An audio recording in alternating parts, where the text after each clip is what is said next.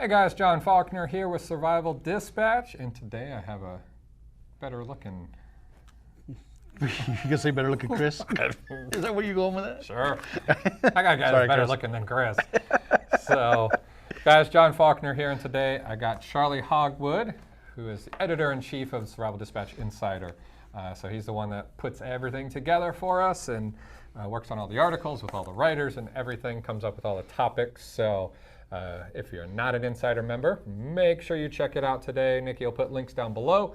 But Charlie Hogwood. Charlie, tell a little bit about yourself if nobody has been on here the multiple times that you've been. Oh, the multiple times. Yeah, I practically live here. So yeah, I'm Charlie Hogwood. I've written several books. I wrote the Survival Group Handbook. I wrote Prepper Strategic Retreats. I've forayed into fiction with the Unraveling, the Bound to Survive series, which has done real well, had a lot of fun, and is extremely relevant these days. I agree. Actually, the way that came off is the way it's going off right now. Or did it? Foretell.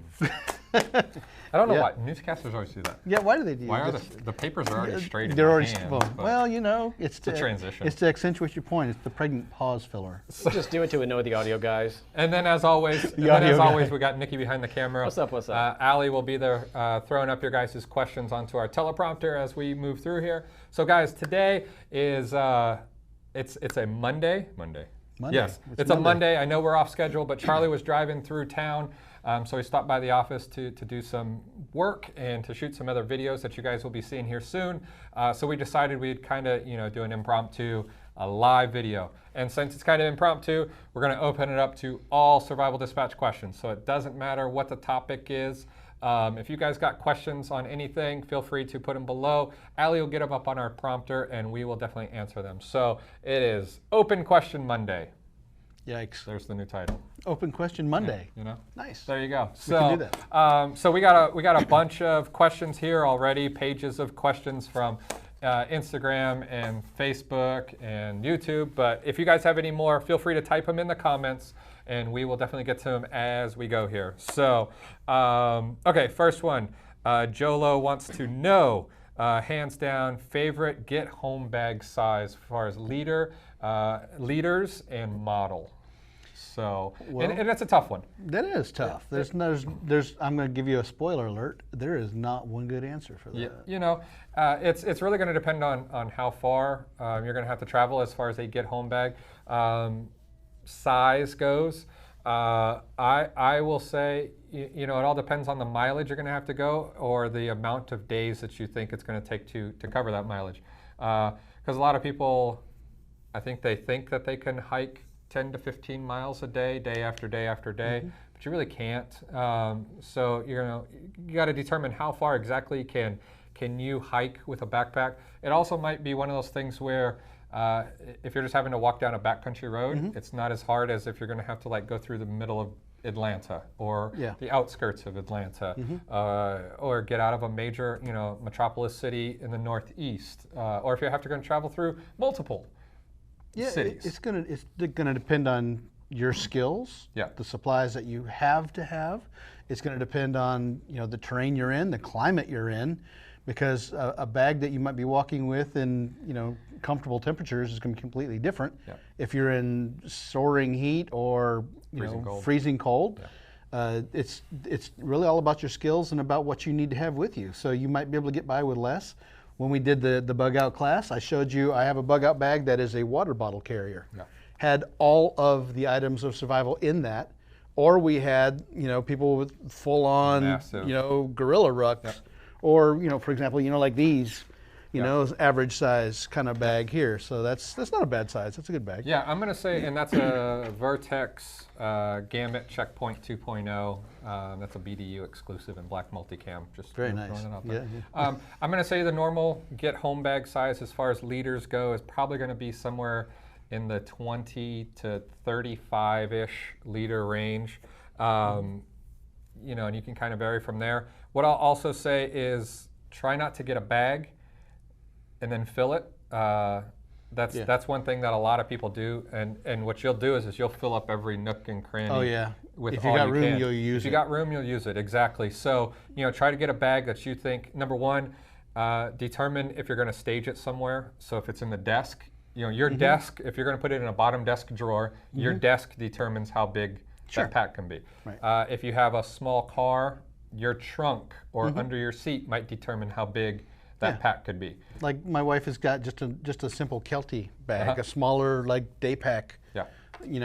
It's not tactical looking or anything. It just looks like a little hiking pack, and it sits in the car, and it doesn't even look like something somebody would want to break in and steal. Right.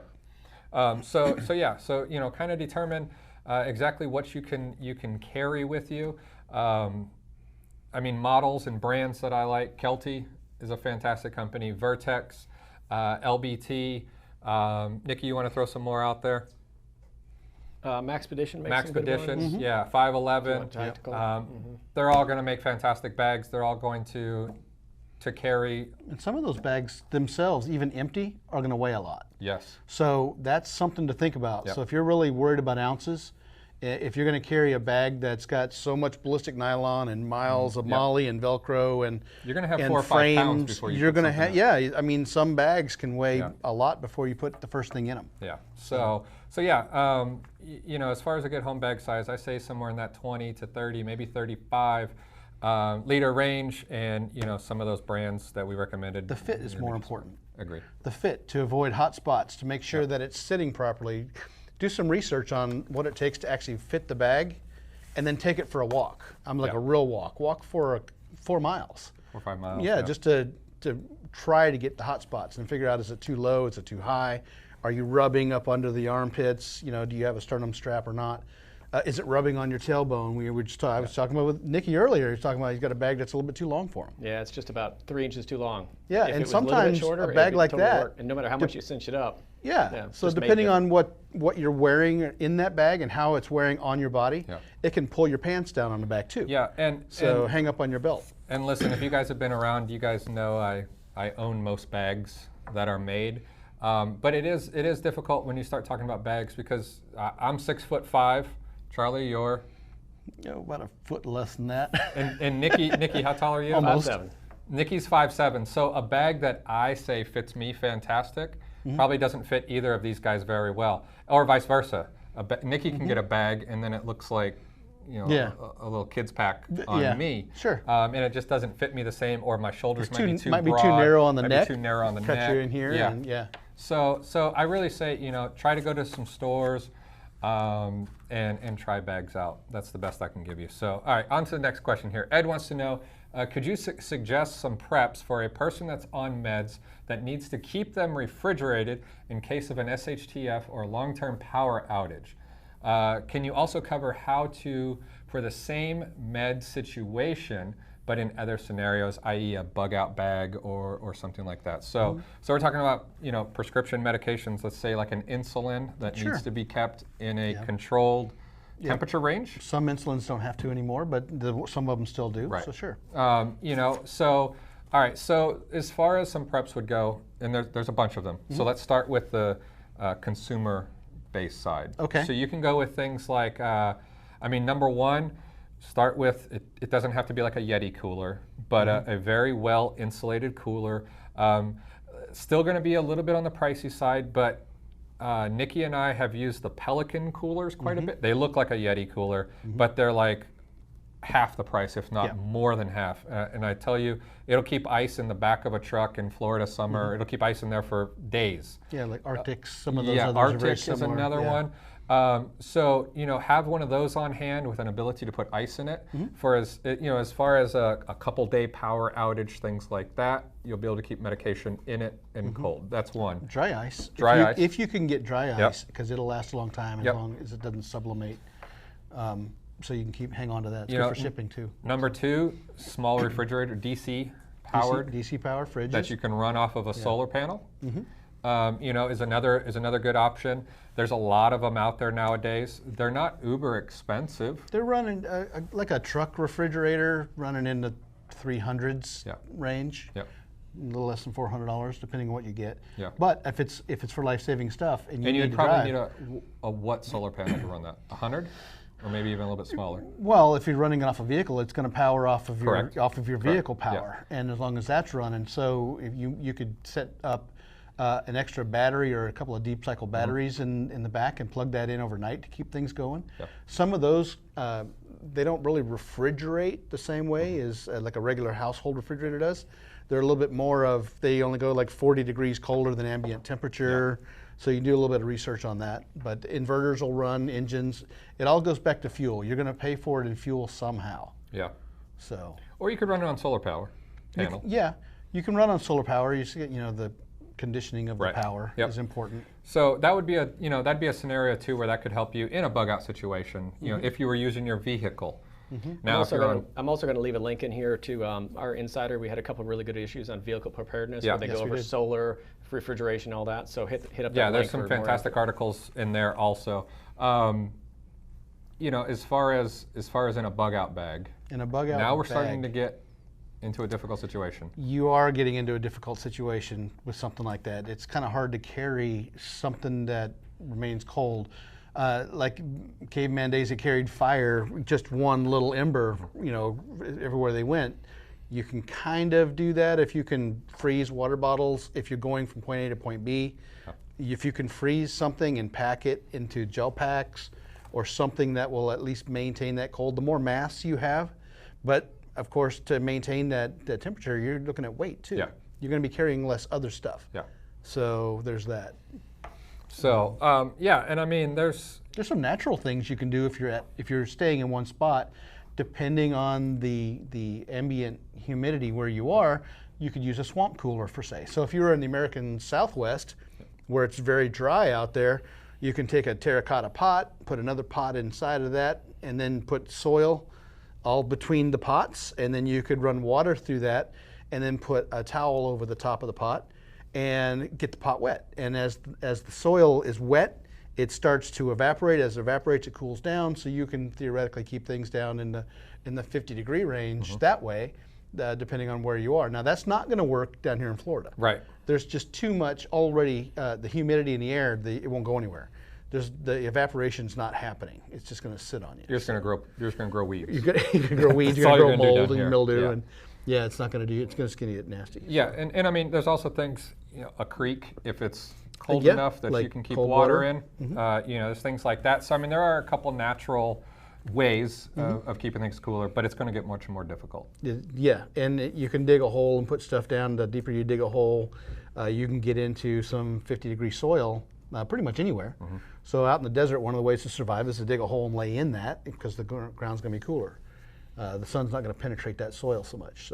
So there you go. I hope that helps, Ed, and we'll move on here. B wants to know, where can I find a small camouflage tarp? I mean, Amazon is the easiest way. It's a difficult question. What kind of camouflage are you looking for? How small are you wanting? Amazon has tons of camouflage tarps. Old Grump Surplus is a great place to check out also. Harbor Freight. One of the vendors like that. But does it have to be camouflage? Can it just be brown? OD. Can it be green? Can it does it have to be something expensive? I mean, you don't need a $120 rainfly if you're just looking for a tarp to cover up some firewood or something. So okay, so B, I hope that helps. If you got any further questions, feel free to leave them below, and we'll follow back up on that one. Michael wants to know, on a budget, is it possible to make a Faraday cage with aluminum tape and plastic storage box and a lid? Yes. But yes, it is. You need foil, you need spaces. So I was with Dr. Arthur Bradley. If you want to know anything about EMPs, Faraday cages, things of that nature, look up Dr. Bradley on disasterpreparer.com, I believe is his site. He gives an entire class on how to take a plastic tub and turn it into a Faraday cage. Now, there's just a couple of basic rules. Yes, you can use a metal trash can. You can use metal screening and all kinds of stuff. Remember that if you're worried about an electromagnetic pulse, which is a microwave essentially, they come through they're more of a flat signal. Yep. So you can drill a hole up to a 1/4 inch and drill 1/4 inch holes all around your can. The pulse is not going to enter the can. But it will, where the lid overlaps and slides over, it will go under and inside the can. So you have to put like steel wool, or I believe he actually has a special material that you can put on the can and drop the lid on that prevents the like a mesh or the something. microwaves from getting inside. Yeah. So there's a science to it. You can do that kind of thing. Whatever you put inside of your container, just make sure it's insulated from the metal of the container itself, whether it's foil or whatever. Yeah, and we sell some Faraday bags if you're interested. Nikki will drop the link right here. And he tested those. He tested them, and they're fantastic. Awesome. They're easy, and they're affordable. So Nikki will leave that link if it's something that you're interested in, and you know it'll work. You don't have to guesstimate. They have already been tested by him. So you want to take the next one here? And I'll... Sure. Wondering your thoughts about damaging your sleeping bag or quilts if you have them compressed in your bug out bag all the time. Yes, there is compression to fibers and stuff. So if you keep your bag all compressed and smashed down, you're losing the memory of the material, the loft of the material, and it doesn't expand back up. And the way insulation works is that it creates trapped airspace. If you got too much trapped airspace, your body's not heating that up. If it's too small, it's like wearing just a trash bag and you're not getting that insulation at R value. So science tip, 3/4 of an inch of airspace is 0.77 R value. There you go. There you go. That's that contractor background. So yes, if you leave it all the way crunched up all the time, yes, that's going to be a problem. So take it out, fluff it out, hang it up by its foot, and just let it air out all the time. Maybe rotate them out, or put them back later. Or if you want to cheat that system a little bit, it's very, very simple. Throw your sleeping bag or your quilt in the dryer with no heat, just a tumble. Throw 3 or 4 tennis balls in there. And what the tennis balls are going to do is they're going to bounce all around the dryer as it circulates, and it'll break up all of those down feathers or synthetic insulation, and it'll kind of distribute it back to where it was. Because what happens is, in most sleeping bags, you'll find they have chambers in them. They're either circle or long tubes, and they put all the fibers in it, and then they stitch it so that over time, not all the fiber end up like in one corner of your sleeping bag, and you have this like silk, sleeping bag. So it keeps it all separated. But what they'll do is they'll start to still get compressed, and like Charlie said, get compressed in those compartments. So just throw some tennis balls in there. It's the same with if you ever wash or need to wash, and most of you need to wash your sleeping bags. You can throw it in the washer with, like I like the Granger detergent.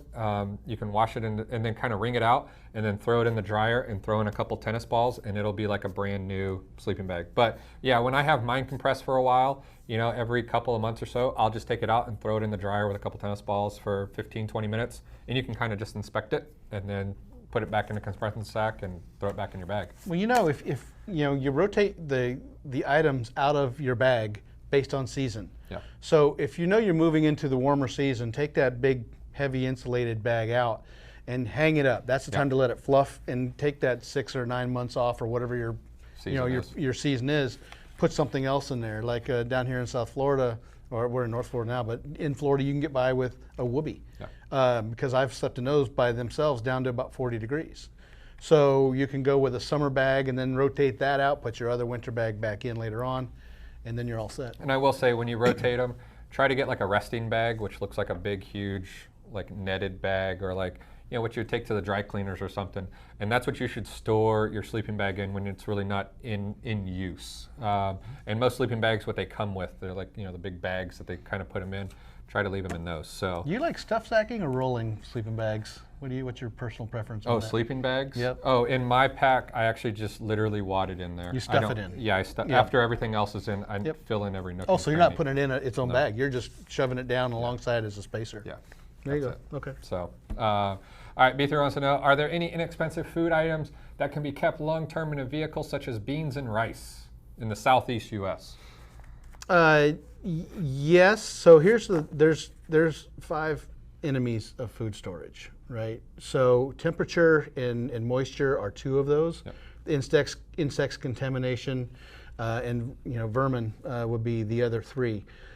If you're going to, for example, I've had people say, I'm storing MREs in the trunk of my car. And in Florida, in the southeast, anywhere that it gets hot, it's a terrible idea, because they're not made as long-term. First of all, MREs are a terrible food storage item anyway. If you want to keep some long term. Yeah, for short term, I'm going camping, I'm going to use these on the hike or whatever, that's fine. But if you're setting aside stacks and cases of MREs, you're wasting your money, because they're going to go bad before you eat them. So for every 10 degrees of heat increase, you'll lose about 50% of the life of the food, is a rule of thumb. So if you throw a case of MREs in the trunk of your car, and they may have had an 18-month or a 2-year shelf life under normal, in-house storage conditions, put them in the trunk of your car, you're going to, 6-9 months. You're going to melt all the chocolates and all the bars and stuff, the tasty stuff in there, and it's going to start to taste off. Yeah, and you're going to start to lose texture, color, flavor, and nutrients. Yeah. You're the spaghetti or lasagna, it's really going to go from a red to a brown. Anything that's green is going to start to turn to a brown also. It'll start to get a little bit mushier, But as far as rice goes, I think you could be okay with rice if it's dry, if it's Mylar packed, and oxygen absorbed. Forget about all those videos you see on YouTube about how to vacuum seal and then suck out the air and all that stuff with Mylar bags. That is not how you do it. When we teach that class, it's scientifically based. Mylar is an oxygen barrier material. So by using what's essentially the hand warmer, the oxygen absorber packet, dropping that in there, squeeze the air out, seal it, it actually digests the oxygen, puts the food to sleep into a hibernation mode. That's why oxygen deprived food lasts so long, is because you're putting it to sleep. So if it's just rice, I think you could probably get by for quite a while with that. I've got different rice Mylars I've been practicing with over years to see how they would hold up. They're holding up really well. Same thing with dry beans.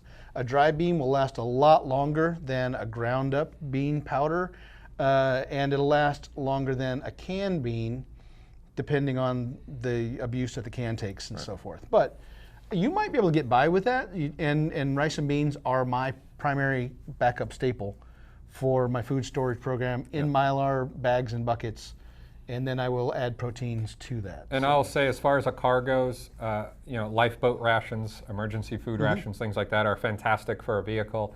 They can really withstand. The Coast Guard certified ones. They're temperature stabilized. Yep, they're temperature stabilized, so you can really, throw things in there. So we'll keep moving here. We got a ton of questions. And really, any kind of freeze-dried food too is great for a car in the South. Yeah, and freeze-dried will get a little bit. I mean, they're saying inexpensive, but absolutely, freeze-dried is my go-to if you got it. Let's see here. Michael wants to know, is your other bug-out bags for your family members identical to yours, or do the bags complement each other, or all self-contained? This is. Yeah. Okay. So you've stumbled across a great question. A lot of times we have people when we have great listeners and followers, they just ask questions. Yeah, good questions. That's right. They're great people that ask questions.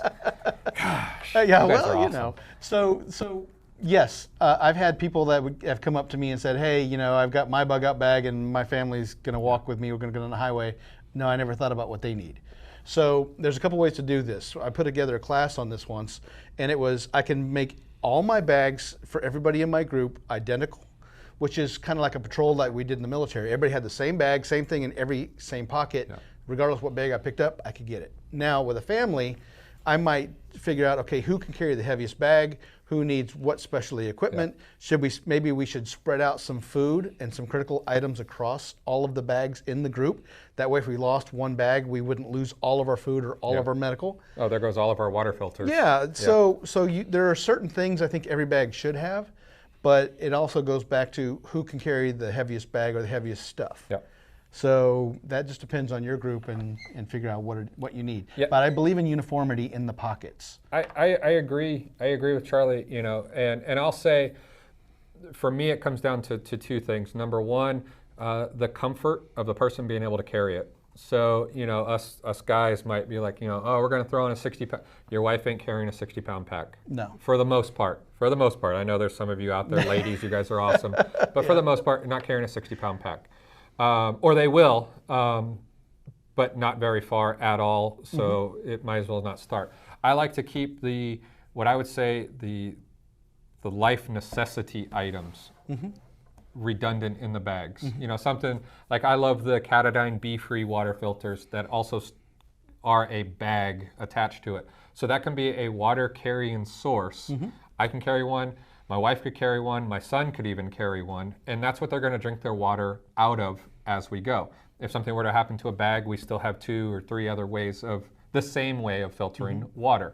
But you know, so try to make it weight specific. I have a 4-year-old. Charlie's got a youngling. They're not carrying a 60-pound bag. They're not going to carry probably anything. No, they're going to want me to carry them. Right. You know, which is another thing. So keep that in mind. I try to keep, you know, for my wife and stuff, try to keep the things that if something were to happen and we were separated, she has at least life-sustaining. The physiological survival supplies. She's got, you know, a tarp or you know, a sleeping bag, shelter, fire, water. Right. But past that, that's kind of where I stop with my wife's pack. I carry the other stuff, you know, the end. So that's kind of where I go on that one. You can take the next one here. What are your thoughts on using vacuum sealer bags for mid-range food storage, keeping in mind to keep the food out of light? I use a vacuum sealer all the time. So Charlie is a vacuum sealer. Yes, I have a very large vertical stand-up deep freeze with a meat library in there. I've got the food saver. I've got the bulk box of all the different size bags and the ones I can make my own size. I'll go down to the butcher, or I'll go down to Costco, or I'll go down to the restaurant supply place, and I can buy 40 pounds of chicken breast, take them back, and I'll spend an hour or 2 butterflying them, making them thin enough that they'll defrost quickly. Yep. Put them in all these bags, and I will just stack them up. I've got chicken, pork, beef, fish, and all this stuff in this freezer. They work amazing for freezer because meat will last indefinitely if it's frozen. You don't have to throw it out a year later, but if you don't do it in a food saver, you'll end up getting freezer burn on the meat, and while you can still eat it, it's going to be chewy, and that's why they made barbecue sauce. That and gamey horses. Yeah. So yes, I love food savers. I love the bags for that. But where food savers come up short, because if you remember, Mylar bags are a barrier material. Food saver bags are a barrier material as well, just not as much. And that'd be like comparing a sandwich bag, which is even less of a barrier material. So when I've done dehydrating, if I put them in food saver bags, the food saver bag will eventually because it's under a vacuum, it will allow air to come through and loosen up, and then I'm not going to get that same. It'll permeate after a while. It will after a while. In a freezer, it'll be great, but outside of a freezer, not so much. I'll do Mylar bags for that kind of thing. Yeah, so. and you know, as far as Mylar bags, if you're just trying to keep it out of the light, like, oh, my pantry's completely full, but I have some other, you know, room they'll work just fine if all you're trying to kill is light. Yeah, in light, just take it out of the light. That's, you know, like medicine bottles, beer bottles, that's why they're amber and opaque, milk bottles, so forth. Yep. All right, Patty wants to know, sounds like the mask I got might not even work against the new virus. Very low incomes, let's see here. Do I need to try something, need to find 100 masks or can use an N95, or can I fortify them somehow? Okay. So what we're talking about is, you know, with like the coronavirus and stuff, a lot of people are saying, you know, you see people wearing like those little like cheap paper examination masks that you might see like at your dentist's office or something. Those work fairly well if you are contagious with catching the spray that comes out of your mouth and things like that. Droplets they work well for that. But now if Charlie is wearing one because I'm sick, there's pretty much gaps, 360 degrees all the way around that thing. Yeah, if it got serious, I would want to shave. You would want to shave. And then I would want to make sure that I've fitted it properly around me. It will work. Yeah. You don't need N95 unless you're like right in that, getting the droplets. But if that's what you're worried about, you've got to do eye protection. So a mask won't do you any good if you take droplets to the eyeballs, because mucous membranes, nose, mouth, eyes, you know, that kind of thing, it's still going to go through. Yeah. You are fine with an exam mask. That's what the medical professionals are using, but they're backing it up with face shields. So if you're in that close, but if you're just out in public walking around, you're okay. If you're going to be really close to somebody, it's the sick people who should use the mask more than the people that are not sick. That's one of my recommendations. I fly a couple times a month, and I'll see somebody on a plane, and I'm like, hold on, are you wearing that mask because you're sick, or you think I might get you sick? That's like right. They need to be 2 colors or something. And the way germs move in an airplane, people think they just go back and forth down the aisles. It doesn't. The study shows that the circulation system comes like this, and so this guy way over here, it comes over and drops down on top of you. So think of, if you've ever been walking, and we covered this in Germ Warfare in December in our magazine. If you ever see somebody vaping, when they exhale the vape, that cloud, that I never thought of this. It creeps you out, doesn't it? Because that vapor, you smell that. That's you inhaling the droplets coming out of their lungs. That's a vapor coming out of their lungs, and you're inhaling it enough that you can smell whatever flavors they had. Right. So that's kind of what could happen if somebody sneezes and it comes across the room and you breathe it in, or it gets in your eyes, or you touch the doorknob, or you shake hands and then you go like this. Or you put your fingers in your mouth and your nose, and that's how you get sick. So the best thing that you could do is go ahead and use the masks that you've got. Keep your social distancing, which is 6 feet. Wash your hands a lot. Carry some hand sanitizer, just a little one on, on your bag. Rubber lanyard. Yep, just that's all. And keep your hands, make sure that you get underneath all the nails and all that stuff, and keep your hands out of your face. And what was the rule that we came up in germ warfare that I learned working from emergency management? If it's warm, wet, and not yours, don't touch it. Don't touch it. So, all right, I hope that answers your question. Next one's from Chip. You can take this because it's for you. Oh, okay. Our group is vetting another group. What's the best question to ask? I'll reread your stuff too. I thought about proposing a life scenario. So if your group is vetting another group, all right, so my understanding is your group is vetting my group. You're talking about mutually assisting or joining forces in some way. The same questions that you would ask if I'm vetting just one person or a group, it's the same thing. John or John's group. Yeah, exactly. What are your values? What are your beliefs? What is it you're preparing for? Where do you plan on going if something causes you to have to leave your base of operations, your home, your town, or wherever it is? Are you staying or are you going? Is everybody staying? Is everybody going? What kind of skills do you have? Do you have any beliefs that might conflict with ours? Like, are you more religious than my group or less, one way or the other? Do you have like more extremist views? Are you like really extreme and I'm not? Because that will end up causing polarity in the group, mistrust. You're not at the base of all of this stuff when it comes to survival groups, you're trying to establish the survival marriage.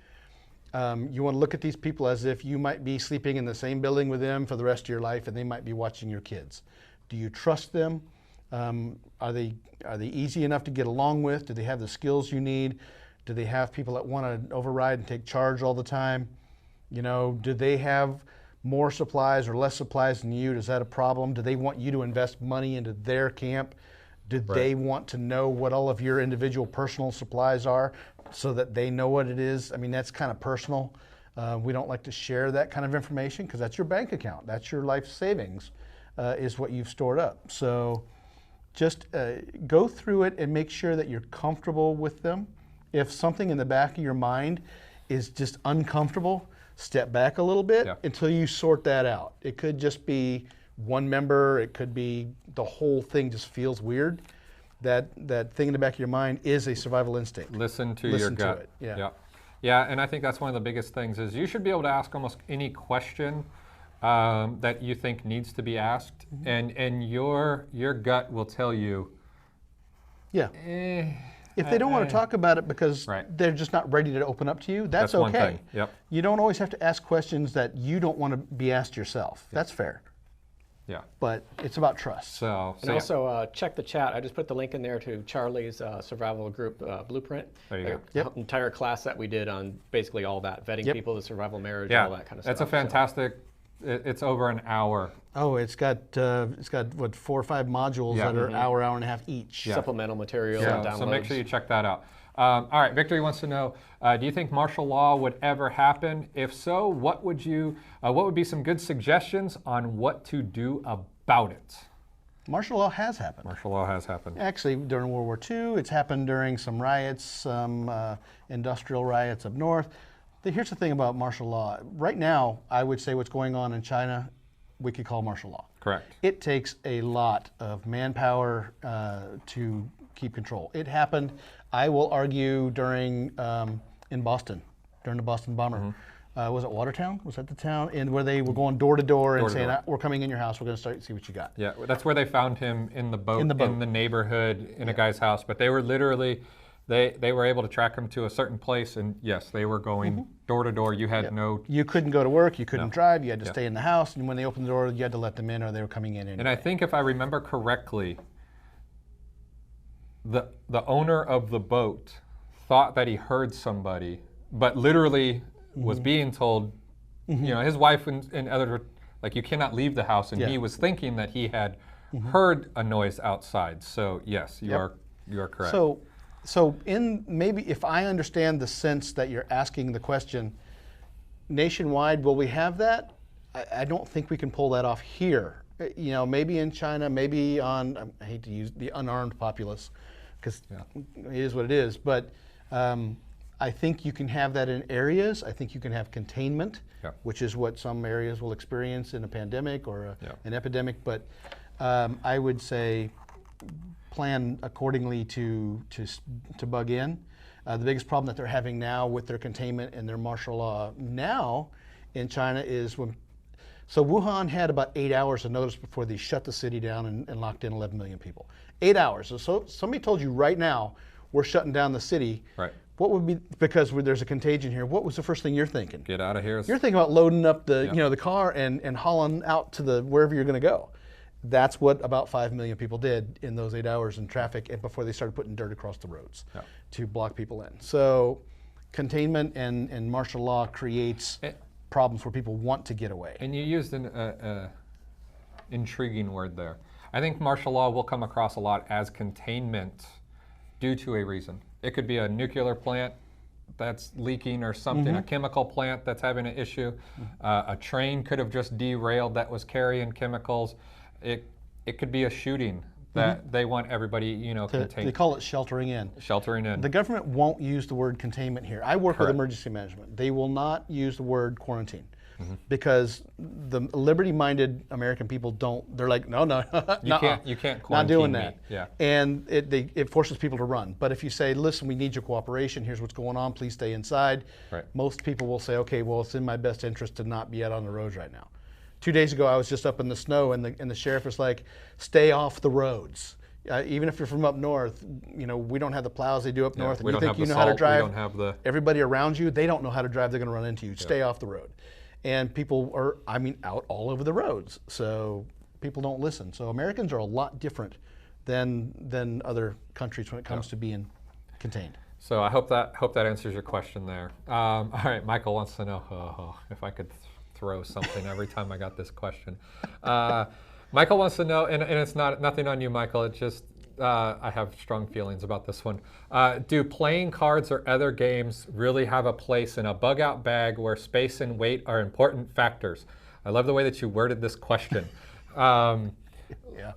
Listen, I have for a very long time told every single person, take the deck of playing cards out of your pack and throw them away and put 2 Snickers bars in there. They weigh the same and they take up the same amount of space, and trust me, you will thank me later. What we're talking about here is a morale booster, okay? When life or whatever situation sucks, do you have something that can help you to continue going? Playing cards do not help you to continue going. They don't aid you physically, and they don't help you achieve something moving forward. Yeah, nothing like being competitive when you're already... Right. Now, do I think morale boosters are important? Absolutely. But I would lean towards things like, dude, take that deck of cards, throw it away, and put an external battery in your pack. And I know you guys are going, EMPs.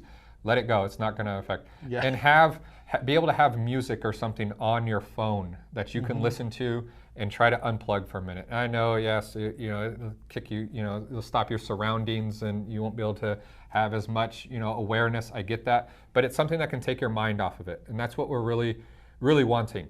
Something escapism type of thing. Yeah, it allows you to escape. Throw a Snickers bar in there or something. Right. A morale boost as far as food. Food to me in my life and what I've done through hiking and long, rucking events and things like that. Food is what can boost you. Yeah, like some candies or something sweet. But now listen, if Charlie and I right now, if Charlie had to get, and we are bugging out, at the end of the day, we're not going to sit down and go, you want to play some Texas Hold'em?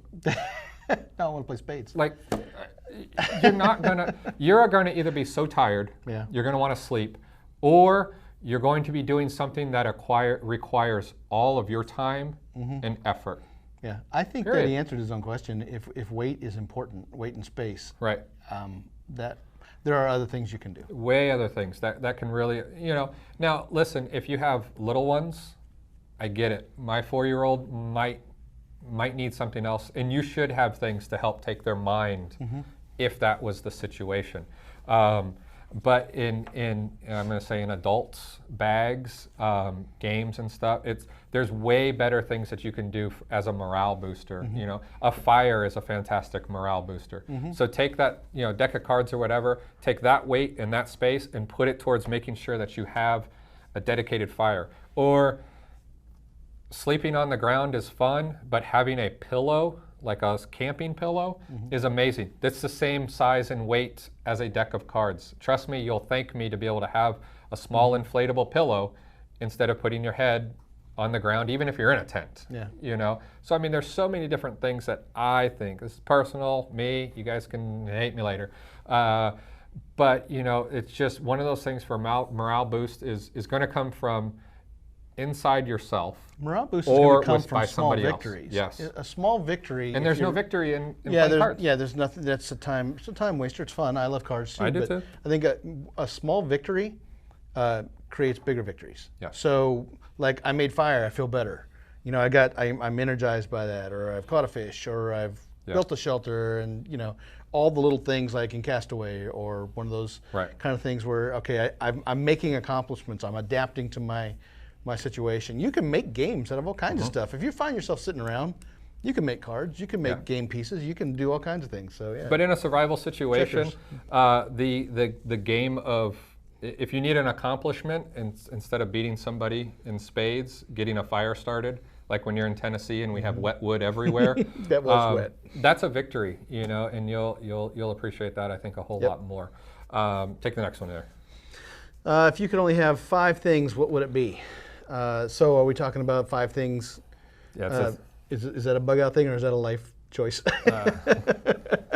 So okay, let's just 5 things in a bug out bag. 5 things in a bug out bag. Well, I would want, there's 10 C's, but I would want to make sure I've got something I can't create naturally in the woods. I would want some sort of cutting tool. I would want some sort of container. I would want something to make fire. I would want something to make cargo so I could carry stuff with, right? And something to make my water drinkable. I agree. I'm going to go with those 5. We're going to move on because we have a ton of questions here. Minuteman wants to know, what do you think of the ITS Fat Boy Trauma Kit? Nikki, you have one? I have a Tall Boy. Tall Boy, Fat Boys, they're all the same. They're just packaged different. The only problem was I got to the point where what I needed trauma-wise was kind of tight. Yeah. So I went to a Vanquest bag. I sent one back. Yeah, I like Vanquest a lot better. I couldn't get my stuff in it. Yeah, so ITS is a fantastic company, ITS Tactical. They make trauma kits. The Fat Boy is kind of a, listen, it's all the same components. They pack it in different size, or not different size, different shape bags so that it fits. It's kind of like the Mexican food of first aid kits. It is. It's the same really ingredients. Is. It's all the same ingredients. You want a taco, burrito, quesadilla, they're all the same. The components that are in it are exactly what you're going to need. It's going to have a tourniquet. It's going to have a hemostatic gauze. It's going to have chest seals. It's going to have shears. It's going to have a decompression needle if you know how to use one. It's going to have an Israeli bandage. It's all just packaged differently. ITS Tactical is fantastic. Dark Angel Medical, North American Rescue, 6 in one, half a dozen in the other. They're all great. I like ITS. If you get it, if it fits what you need to do, it'll work fantastic. So moving on here. Owen wants to know, what do y'all think about battle belts and what should I put on one? Battle belts, I mean, you can make them as big or as bulky as you want. I have a couple different ones. You know, it can go from, I say at least a magazine or two for your secondary weapon, probably at least 2 magazines for your primary weapon. You know, and it all depends on if you're wearing like a chest rig, or if you're carrying a backpack, or if you're carrying a plate carrier. But if we're talking just a battle belt, you know, I would definitely just say 1 or 2 mags for your secondary weapon, 1 or 2 mags for your primary weapon. Probably a trauma kit of some sort. I like to have on mine just a dedicated kind of small pouch, just to put extra stuff. It might be a multi-tool, it might be a flashlight. It's just something that I can kind of configure however I want to, and then a holster for my pistol. Mm-hmm. Anything else you want to add to that? Not really. Okay. I mean, just mission specific, whatever works for you.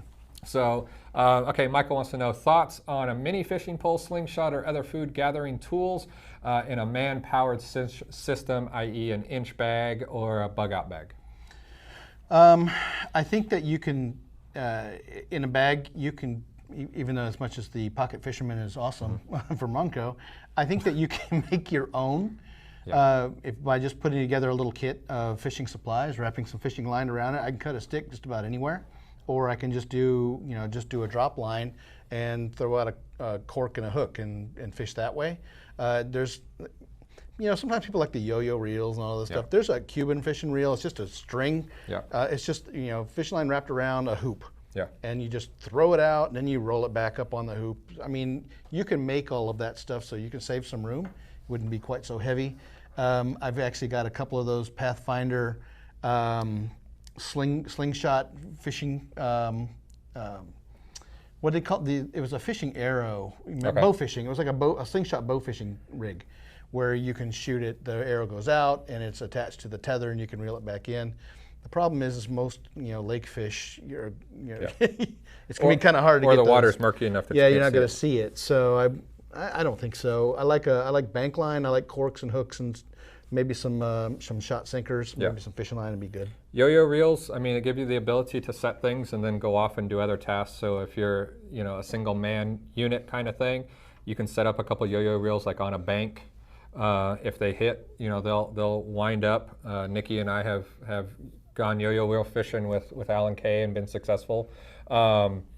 Slingshots, you know. I would replace the deck of cards with that. Yeah. You know. Yeah. Slingshots can work. They take some adjustment. Practice. You know, they take some practice. Once you're good at it, though, you can be really good. Yeah, you can. Not so much with fish, you know, on slingshots, but small critters. Yeah, slow on the slow food. Mm-hmm. So yeah, I enjoy it a lot. Exotac actually has a hand reel fishing kit that I saw at SHOT Show while I was there. It's going to be out in a couple of months, but it has a self-contained, you know, water-sealed container that the fishing line goes around. Look pretty cool. And then, I mean, you can also use things like a gill net. I mean, those pack down to nothing. They can be thrown out. Gill nets are illegal in most states, so this would be a SHTF situation or something like that. You can make your own. You can make your own, but that works. You can use that as cargo, as a cargo carrier, and that way, you know, you got a gill net. No, I got a hammock, a hobo bag. Yeah. Exactly. But you know, a gill net is something that I like just because I can use it in water and on land to catch tails or feet. So take the next one. Portable water filter that has the least chance to get damaged by freezing temperatures. Be free. So anything that's got a paper filter element, the Katadyn stuff, you know, if you leave water in those and it gets cold, they will rupture, tear the element, and then you have the potential for allowing the bacteria to come through. So I love my Berkey bottle. I've never had a problem with it freezing or anything like that. It doesn't really hold water that's going to expand and blow it out. It's just a porous, as it expands, it kind of goes in and out. So I've never had a problem with that. I like the Katadyn Be Free. You know, that's what I use. If it's getting down to like a freezing temperature. Now, if it's dry, so first of all, if you're storing it in a bug-out bag, it should be dry. If you use it, throw it in your sleeping bag at night, because if you're below freezing temperatures, you're probably in a sleeping bag. Or keep it with you in your jacket. You know, if you have an interior pocket, keep it there. and you'll never have an issue with it. I mean, same with Sawyers and those kind of things. But there's really, you know, when you start talking like the lines of like a Sawyer or a Life Straw or anything like that, they're all susceptible to freezing. Yep. You know, and the other thing too is once you're done filtering, whatever you're doing, try to literally shake them out as much as you can. That'll also help. Or blow it out, or backwash it. Yeah. You know, so get air in it. All right, Bon wants to know, what is your favorite bug out bag self-defense carry? Oh man, whatever works for you. It depends on, can you have something where you're going? Are you allowed to have firearms, knives, or slingshots, or you know what is a really good, fantastic item for self-defense in the situation where you're in a backpack? A katana? Yes. Nunchucks? No. Oh. Not the way I use them. That's for sure. No, it's a pole. Yeah. A pole. Just a sharpened stick that you can use for walking. So I took a machete combat class, which was a lot of fun. And one of the things that we learned in there is improvised weapons. And a piece of chain link fence post makes a really awesome jabbing kind of weapon. And it was super hard to defend against. Right. You would think, oh, somebody just grab it and take it. But when you've got that thing coming back and forth out of your face, no, you don't want to be anywhere near that kind of thing. So, because it gives you other things to do with it. If you want firearms, I carry a full-size M&P pistol every day, so it'd probably be that. Or if you can go something like a shorter barrel like AR-15 pistol variant or AK variant, and you'll definitely be fine. Yep. So you take the next one. Best idea for document storage, waterproofing. Well, I'm really big on document storage. I'm real big on I let you have contingency binders. So I have a family contingency binder. It's essentially a 3-ring, 3-inch binder that's got all the passports, insurance policies, bank accounts, photocopies of credit cards, numbers, phone numbers to call, everything. So like I'll take my wife's purse, dump it out, and photocopy and scan everything, put it all in the binder. If a purse gets lost or stolen, we open it up and say, okay, here's all the cards. We don't have to memorize them. Don't know what numbers they were. She's upset, so okay, here it is. Let's call this bank, this bank, this bank, and it's all done. Grab that when you leave. Now I would also, because you're gonna scan a lot of stuff, then put that onto a good flash drive, a very high quality. I've had some high quality drives fail. Like some more rugged ones. A good rugged. I had the rubberized ones, ones that were supposed to be waterproof, fail on me, and I couldn't access it. So get a good one. I forget what's the one I had. That it's in a metal canister. You open it up and pull it out. Okay. We can find that and we can get a link link to it. It's like a metal to tube one. Yeah. Yeah. I forget what it's called.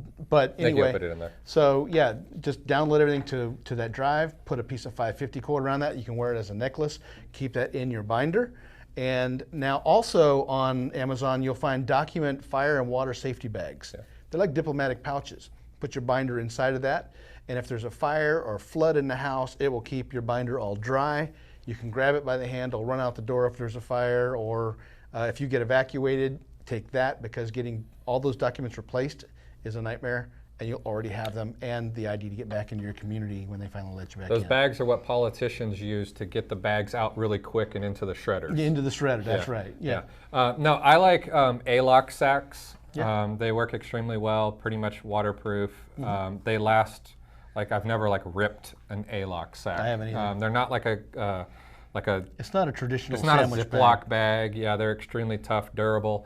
So you can definitely keep things in there, and it'll keep them safe. So we want to thank every single one of you guys that are on here. I know we have hundreds of people watching. So if you got questions, anything, it's open Monday. Ask your question, and we'll get to as many as possible. All right, next, what is your favorite knife to carry?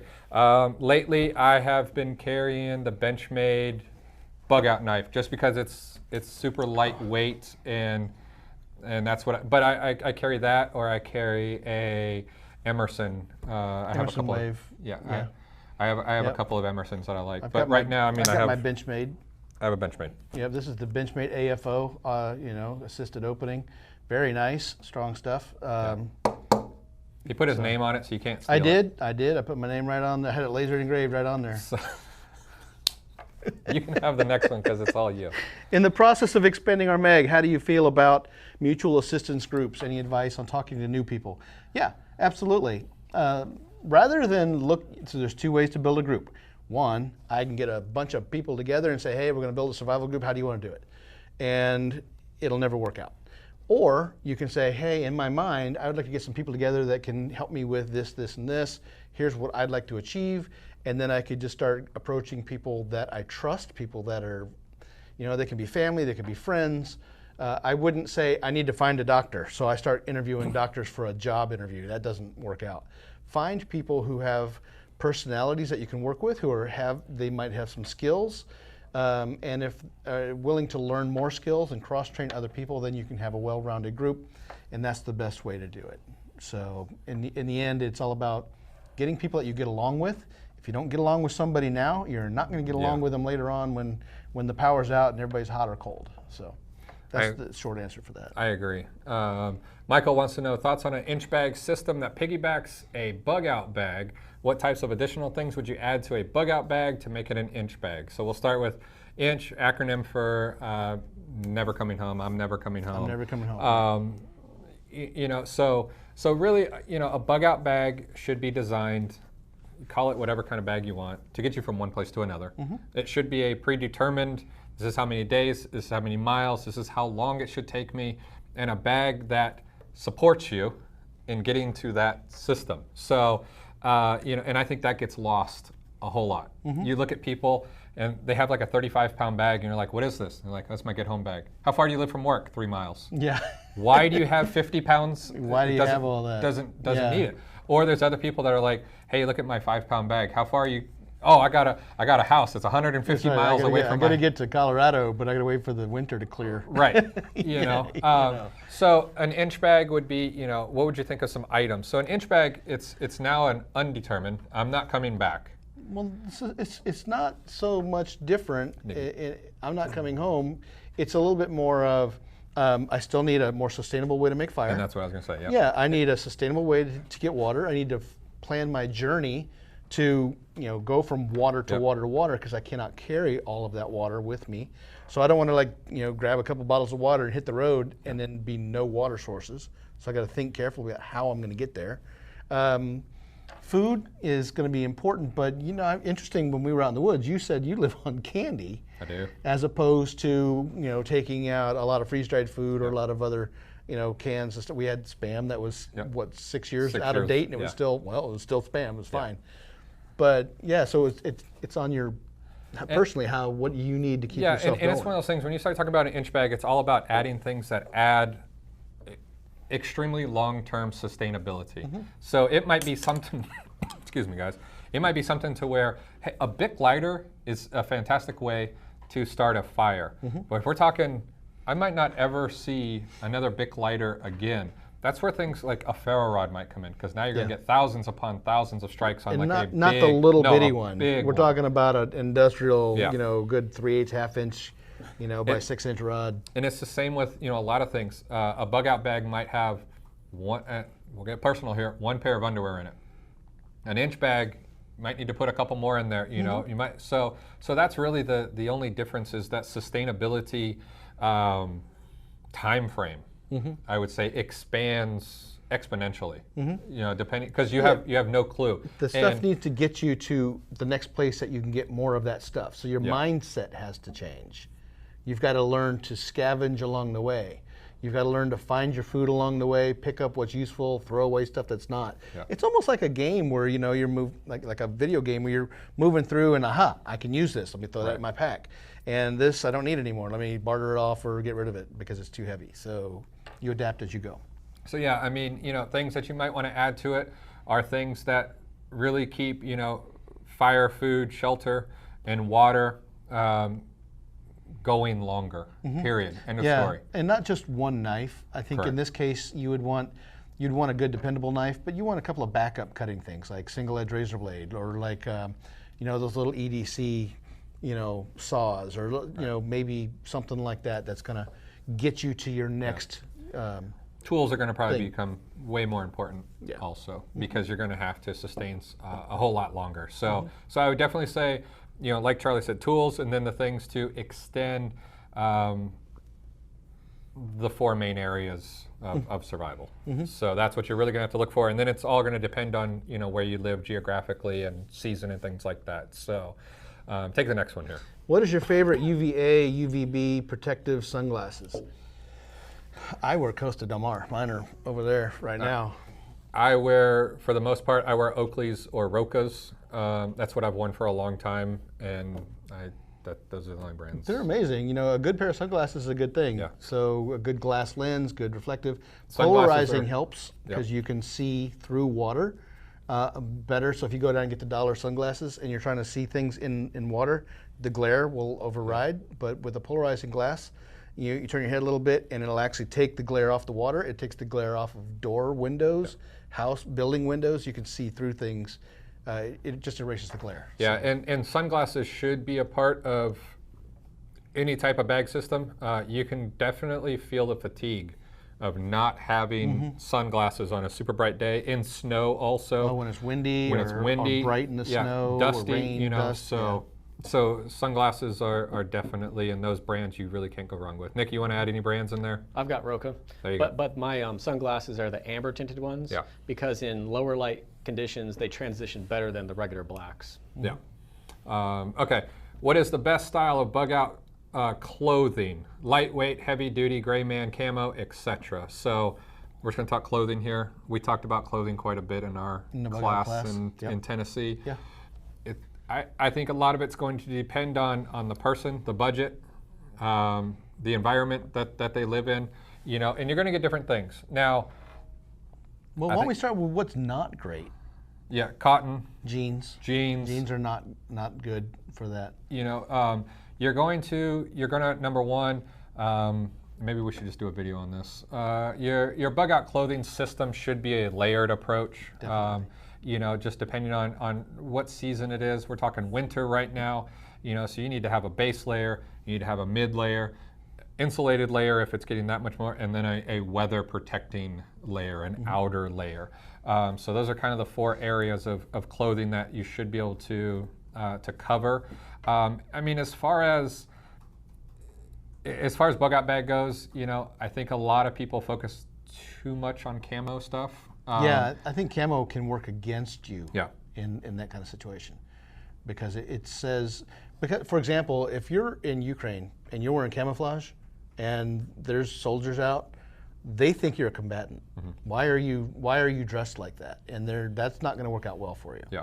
So that's not blending into the environment. You know, we can wear camo. We all love camo. We wear it all over the place these days, and it's just fun and cool. Right. But you go into a real situation and you wear camouflage, people are going to look at you differently. So yeah, and you know, and gray man, I mean, that kind of fits in, I think, to a lot of things. You know, it all depends. And gray man, people kind of, I think, take it too far at times. Way too extreme. You try a little too hard. You come off as like a special operator that's trying to not look like a special operator. You know, where it's really just, you kind of wear what other people are wearing. I saw some guys that walked into a restaurant the other day, and they were all dressed down. It's the shoes. Oh, it's always the shoes. The shoes give you away. You can change shirts and pants, but nobody carries extra shoes. Yeah. And they're wearing tactical boots. Yeah, when you're wearing boots. And now you put the boots together, you match it with the haircut, you know, and you're like, okay, come on, you're not kidding anybody. Yeah. So I mean, there's definitely things. Now, you know, coming from a hiking aspect, I like to wear lighter style clothing. I mean, Charlie knows exactly. Your outfit that you wore on the bug out bag thing is completely opposite of what most other people were wearing there. But it's extremely comfortable. It's a layered approach. I can control my temperature, my core temperature, extremely easy. You know, most people, I think, underestimate when they actually start hiking how warm you get. Oh, absolutely. You know, I can hike in 30-degree weather with shorts on and be okay. Yeah, that REI jacket that we bought together, that one I've got, that puffy one, amazing. Love that thing. Brought it with me. There you go, Nikki. I knew we'd convert him. We won him over. Yeah, it was amazing, because I've always had these big 511 jackets and these parkas and these layered things. Okay, so let's talk about this. So Charlie here likes to wear neutral colored Carhartt jackets, thicker earth tones. So we got Charlie to buy a light. What brand was it? I think it was REI Co-op. Was it Co-op? Yeah, REI Co-op jacket. Okay. Yeah. But extremely affordable, lightweight, puffy, insulated jacket. Yeah, and I thought it was a little girly, a little bit, you know. So we were at this class in Tennessee, and Charlie was like, I don't know about this. I don't know. But how do you feel now? But layered, it worked out amazing. Yeah. I was just wearing it in the snow 2 days ago. We had all the snow up in Georgia. And I was wearing it, and I'm out in the snow. I'm making snowmans. We're sledding. We're doing all this work and stuff. I was wearing jeans. They were soaking wet, and they will get cold. Yeah. But that jacket with the layered cotton button down with a t-shirt under it, it was like living room comfortable. If I got too warm, unzip it, let some air in, because you don't want to sweat in that weather, because then you look at hypothermia and stuff. You got colder, just zip it back up a little bit, and it was just a thin, puffy jacket. So. Yeah, nice. So I mean that's kind of. And it didn't look all tactical. Right. That was a look I was trying to get away from. So there you go. All right, Gladys wants to know, what do you guys think about blue can water? Blue can water. Yeah, it's called Bud Light. Yeah. Don't touch that my Mick natty Ultra. light. That Mick Ultra stuff. Man. Water can. Blue can water. I think this is the emergency water that they've canned. Well, I mean, canned. Well, if we're talking about so for example, some of the put some more info in there if we can. Distributors will run. They'll take the sodas and beers offline and run cans of water for usually disasters and whatnot. You can, but it's heavy. It's awkward to carry. It's only 12 ounces at a time, if that's what we're discussing. Yeah. So, I don't think it's necessary for the expense. I would prefer plastic jugs, not the opaque milk jugs, but the good, clear, harder plastic jugs in the store. And I'll tell you one thing. I've got one of those water packets, small little pouches, but I've actually got it in my med kit because I can use that for flushing, irrigating, that kind of thing. So it's coming at it from a different angle. We talked about that. I carry them in all my kits. Just cut the corner off, squirt it out. Something use like that can be used for more than just regular. Do you? Yeah. I just spit, rub dirt on it. Yeah. Good. You're so hard. Good. All right. Michael wants to know, I've seen many people's bug out bags with multiple knives. How many cutting tools is too many? Michael, that is such a fantastic question. That's a good question. I'm much different than the most. Yeah? You don't say. Listen, most of the time I see people, Michael, I'm just right along with you. You got a multi-tool that has a blade on it. They got a pocket knife that has a blade on it. They got a small fixed blade. They got a big fixed blade. They got a hatchet. They got an axe. They got a tomahawk. How many different blades are you guys going to carry? For me, I carry, I have one of these Benchmade bug outs, which is just a small, super lightweight, super thin Benchmade knife. Nikki and I have videos on this. I've batoned this. It's got some wax crap. Oh, you want to have the baton discussion? I've batoned with this thing. Nikki, how thick was that wood? Probably 3 or 4 inches. I mean, I couldn't get the blade halfway across it, and I whacked on this thing with huge. And you got the non-serrated blade, which is easier to sharpen. Yep. But this is going to do the tasks 95%, if not more, of all tasks. Right. Mine's partially serrated because I like the rope cutting and stuff. 95% of all tasks can be handled with a small pocket knife. And then based on that, I say you carry at least, usually just one blade, based on what your need is going to be. That's it from me. I like options. Now, I carry a small saw. Yeah. In this, and there's not much that I can't do with this and my silky pocket boy. It just depends what terrain you're in too. So if you're up in the eastern woodlands and you're dealing with hardwoods, that's not going to cut. That's not going to cut a lot of firewood. But down in a swamp, you need more of a machete blade. That's why I carry that bigger, that top Steel Eagle. But it's got the pointing knife and the handle. Plus, I got the multi-tool. Yeah. So I've usually got 3 or 4 blades. It just depends on where I'm going, what I'm doing. Yeah. But for the most part, people carry way too many knives. Yeah. So like on my truck, my key ring for my vehicle, it's got just a little folding, just a little simple blade I can use for cutting boxes because I don't like using my nice blades for cardboard. But so I mean, Michael, I think way too many people carry way too many knives. Nikki, do you want to weigh in on this? No, I agree. I carry 2 knives whenever I go out. I've got a SE Camp Laura PR4, so that's my batoning, fire starting, bushcrafting kind of knife, and then I carry my ADC knife. Yeah. And that's it. That knife, that survival dispatch knife, was really nice. That worked out great. So. And then you lost it. No, not at all. It was really nice. It was really awesome. Yeah, that's a Tusk blade from Dozer. Dozer knives. Dozer knives, Tusk. Beautiful spine for throwing the sparks off the ferro rod. So yeah. Take the next one. Thoughts on CBRN gear in a bug out, get home bag? I'm sure we'd all carry a field hospital if we could. But what is enough and what is too much? All right, well, it depends. If it's a bug out bag or get home bag, it depends on where are you trying to get to. So if you, if we're worried about so chemical, biological, radiological, nuclear, and then there's actually an E on the end of that normally for explosive. Yeah. So any type of chemical, biological, or radiological event that you would need to get through, you want personal protective equipment, which is your PPEs. Normally it's a mask, something that will filter the particulates in the air that you might come across be breathing. So if it's aerosols or if it's chlorine from a leak, some things you can filter out. But if you're going through, for example, a propane gas, cloud, that is not poisonous. That takes the oxygen out of the air and you suffocate. So a mask won't help you. So you've got to understand what the environment is you might be operating in. So if you live in Houston, and we've seen quite a rash of chemical plants blowing up over the last year down there, what would you need for that? So find out what chemicals are being stored at that plant. What kind of filter would you need for aerosol particulates to prevent that? And then get those kind of masks. So normally if I live next to a plant, which I've got anyways, full face 3M Avon masks, they got the filters.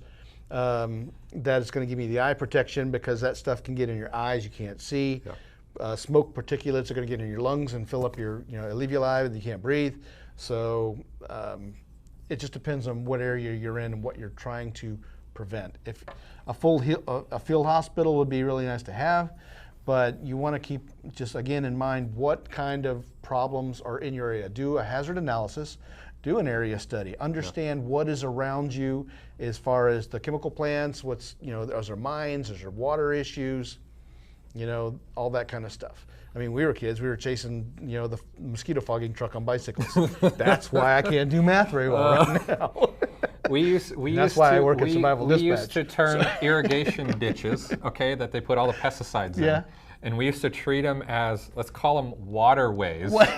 And we would float down them whilst the pesticides were in it. So that's why we're here. That's why we're different. We're survivors now. But that was before the year 2000, so you just sucked it up. Yeah, it's kind of true. But yeah, and you have to take into effect also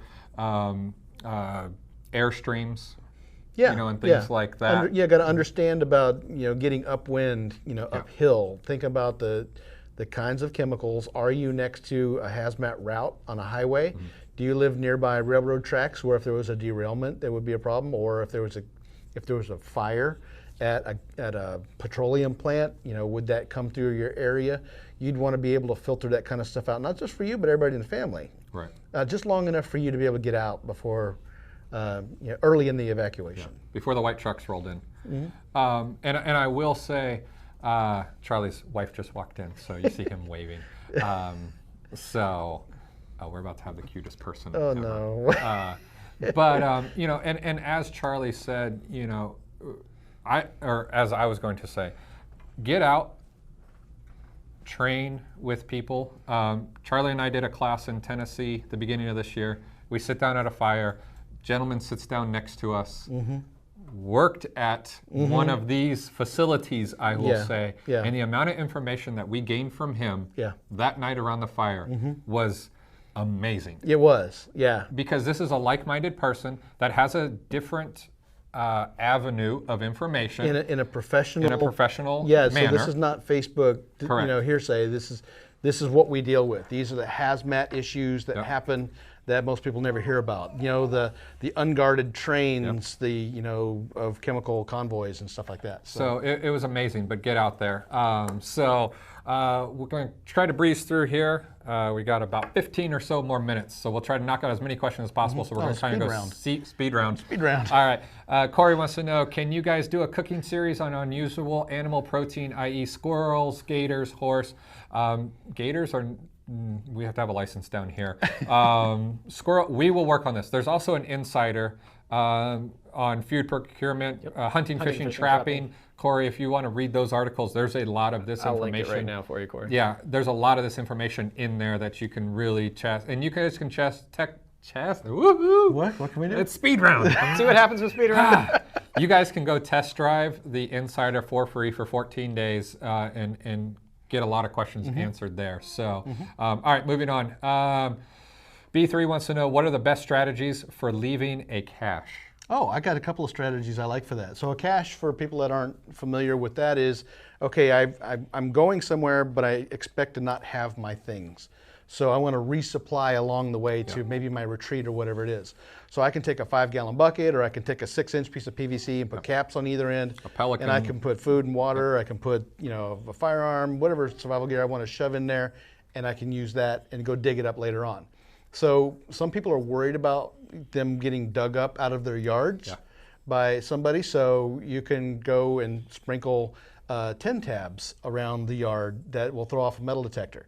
10 tabs, those little round blanks that are used by roofers, and just put those all over the yard. You can bury metal 55-gallon drum lids and let them rust in the yard, and it'll throw off a metal detector. You want to do things like that.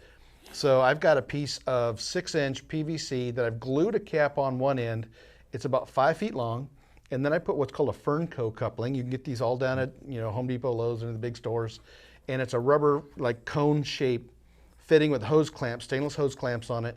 And I can slide that over the end of the pipe, and then the bell end will actually take the cap for that pipe and will fit inside the rubber. And now I don't need to take and cut the pipe open later to get into it. All I need to do is bury a screwdriver next to it, unscrew that, pull that rubber cap out to access all my stuff. It will be perfectly waterproof. And if somebody runs across it, they'll think, oh, it's just a water line in the ground, because it's laying horizontal. Or I can put the PVC pipe up in the structure of my home, and people will think it's water pipe. You can go back to my office if you want, and there's chairs and everything. So, sorry, Charlie's wife's here, and with his 2 amazing kids. So we're all family here. No, and listen, I think caches are a fantastic way of lengthening the amount that you would be able to travel based on what you can carry yourself. Like in through hiking, we call them supply points, resupply points, because you can't carry what you need for 2,000 miles on your back, so you hit resupply points. I think the biggest thing with caches is they do not have to be buried. A cache can be something that I have an agreement with Charlie. Charlie, can I leave this bag in your garage or in your bedroom great, and he leaves one at my place. Now when he's down here in Florida, if something were to happen, he might have some more supplies that it's not in his normal bag or in his truck that he can have. And I'm not taking your stuff. Correct. My stuff is already with you there. And now I'm not imposing. But it's one of those things where you can swap with other people's locations. Listen, you can put them in an old rusty truck, and Charlie's dad has an old rusty truck in his backyard. Open the driver's side door, put something in there in a nice watertight container, close the door. In barns, in sheds, they're great places. He's going to bulldoze the land and bulldoze up your you put your SIG in there, and now it's wrapped around the track of a bulldozer. Somewhere. So definitely. Let's see. We'll move on here. Should we stockpile bullets since they could be more valuable for trade than silver and gold? Ammo, listen guys, ammo is going to be one of those things that... lead is a precious metal. It is a precious metal. You should absolutely, store it. I would say as far as ammunition goes, try to have what I would consider to be your ration, your supply, what you think you need. But as far as what we're talking about here, we're talking more of a bartering situation. That should be a separate amount of ammo. Don't take away from you. It's the same with, hey, I can always use my food to barter with. Okay, until you need your food to feed your family, then it's not really that much of a barter item because you're taking something away from your family. So it should be the same with ammo. If you say, a lot of people like to use the magical number of 1,000 rounds of ammunition. Don't get 1,000 rounds of ammo for the gun that you choose to defend your perimeter with, your property with, your family with, and then say, yeah, but half of that I could barter, and it's not a part of that. Well, I've heard stories of people, during the Bosnian War where, they would trade a can of tuna for something. And then later on, they'd make a trade later on and end up trading that can of tuna back. It's just, if you're talking about barter, there's a problem called the law of double coincidence. You know, I have to have something that you want. Yep. You have to have something I want, and then we can trade. That just does not often happen. Yeah. So, but when it comes to gold and silver and stuff like that, I would much rather use the money for that to things that get me by now. And if I had a whole lot of extra, then maybe I could stockpile some of that, because that stuff will come in handy after the impact of whatever it is that you're concerned about happening is over. I agree. Take the next one here. If I bought activated carbon charcoal and found a way to make a DIY mask, would it be equivalent to an N95? Not necessarily. The N95 is, what we're talking about with N95 is the microns that will allow droplets of particulate or aerosol to pass through the mask. Activated charcoal might kill pathogens if you swallowed it. Maybe if you had a stomachache, make you feel better. It's used in filters for water mostly, more than air. It's just, yes, it does work in air, but it helps to take the odorant, the odors away.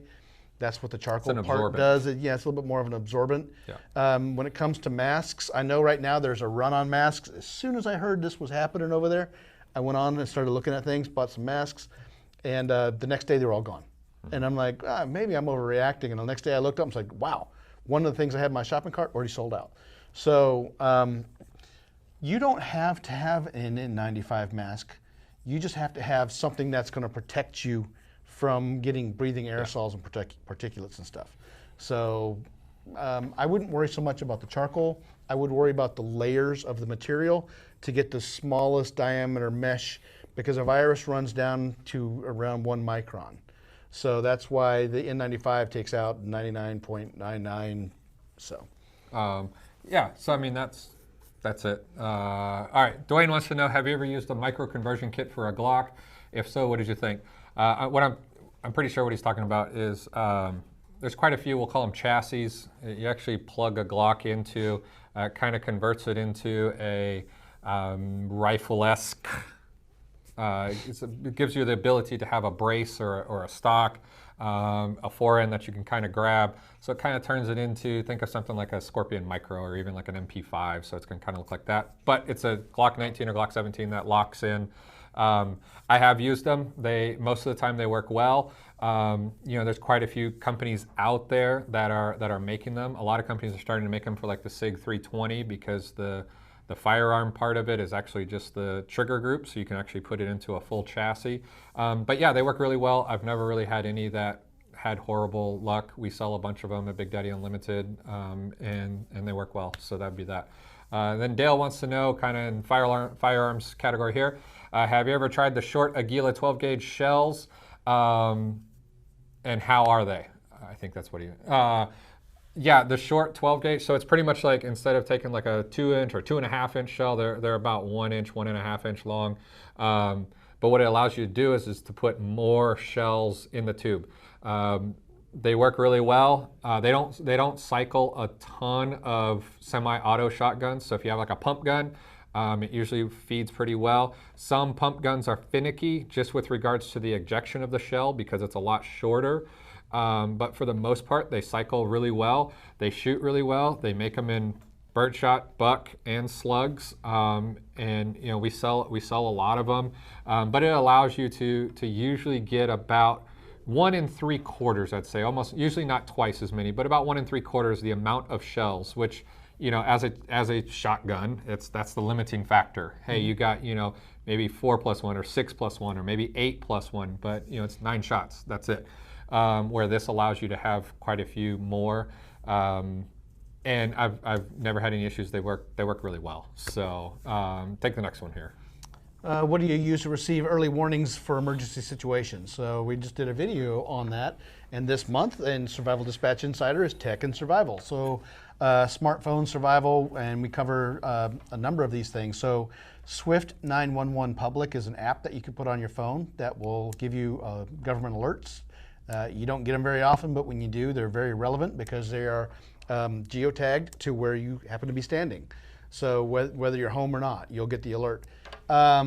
So I like that kind of thing. The storm radios are good. Yep. So you can go down and you can pick up the storm radios, Radio Shack, Amazon, wherever, and they have what's called SAME technology, and it knows what area code you're in, zip code, and it just sends out a message that you got a storm or there's a security situation or something along those lines.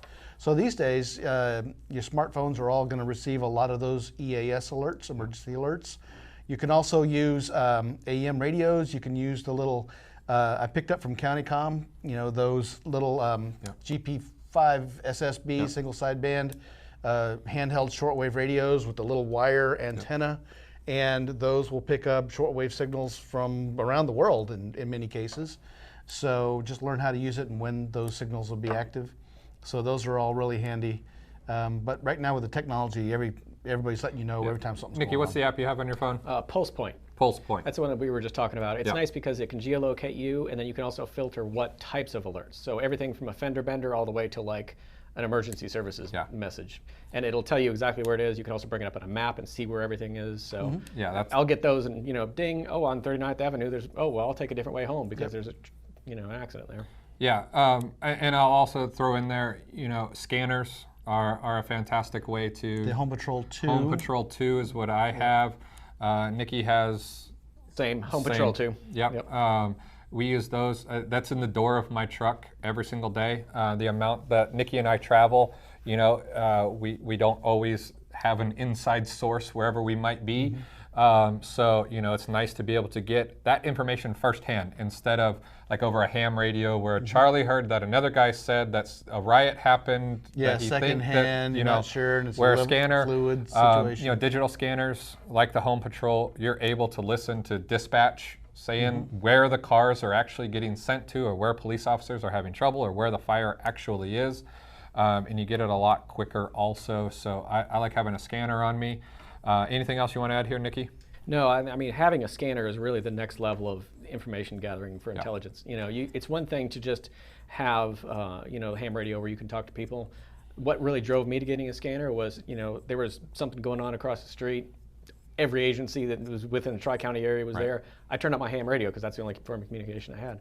And the report I got was, I saw some agency vehicles heading down that direction. I don't know what's going on. That didn't really help me. Yeah. Getting an actual scanner, you can hear the guys on the bird, the guys in the K9 unit, their communications, the different ops, different agencies communicating back and forth, and you get all that in real time. Yeah. And even if it's encrypted, you'll still get fire rescue, and fire rescue is always going to be staged near whatever the event is and move around. And they always have a VHF backup too. And then I'll also say you can even use simple apps like Twitter. For the most part, you start plugging the posts together, and you'll get a pretty accurate bird's eye view of what's going on there. Yep. Like, we had a... I just did a video on TweetDeck on survival dispatch on the Insider side. So those are definitely ways to get information. Next question here. Thoughts on Grim survival cards? I don't have any. Haven't used them. Nikki? Negative? Big fat negative. Need some more detail on that. So moving on here. Chlorine tablets or liquid? Depends how long you want them to store. So tablets will always last longer than liquids on anything, medicines or regardless. I choose neither. I want to drink my water now. It says tablets or gosh. I want to drink my water now. I agree, but because the tablets make the water taste bad. The liquid, there's some liquids you could use, but what works good is the mercurochrome. Iodine. You can put the iodine in there, and it has a dual use as also an antiseptic for wounds. But you pour it in your liquid. You wait 30 minutes. You shake it up. But all of those you have to wait a while. I'm not a fan of waiting for anything. So. And one thing that I've gotten too is I've used the Be Free all the time, But sometimes you'll get water around here that's got tannic acid in it. It's got a bitter flavor to it. They sell little packets of True Lime and True Lemon. It's like almost like a sugar packet. Dump that in there. It completely kills half that taste, and it makes the water that you're drinking actually palatable. Yeah, I agree. Okay, Casey wants to know: do you recommend a backup pistol in your bug-out bag? Casey, that's a tough question because you can always say more is always better. It all depends on, I would say, also what you carry as far as your EDC. If you carry a pistol all day long, every day, you're dead set on that. I don't know if there's a huge, like I would rather just have an extra 2 mags instead of an extra backup pistol. Is there the case, of course, that I could run into Charlie and Charlie said, I forgot to put, because Charlie's the guy that carries a 1911, because every guy carries a 1911 until every day that you ask them and they say that day that they actually left it, but other than that day, they carry it every day. Yeah. So is there a chance that a pistol, I'd be able to hand it to Charlie and now we have 2 firearms? Sure. I don't know. If I was going to do that, I might put in something like a little LCP or something. Just a little. An LCP, a Smith & Wesson Bodyguard, things like that could work well. I would just say if you're going to carry a backup gun, I would make it the same caliber as whatever you're carrying with your EDC. So maybe it's like when every time I go out somewhere, my wife, I don't need a jacket, I take mine. If she's cold, I got to give it up. Right. So do I want to give up my sidearm because she forgot hers? Maybe I'll carry one for her. I wonder if she's watching. Take the next one. Sorry, Courtney. You can bill Charlie. Oh, she's going to bill you. For having to bill somebody. Take the next one. All right, do you guys carry anything for food poisoning? I always carry Pepto-Bills, Dramamine, Benadryl, and Tylenol. Yeah, yes. Going back to the activated charcoal, that can help a little bit with that. You can, I try to avoid food poisoning in the first place, if at all possible.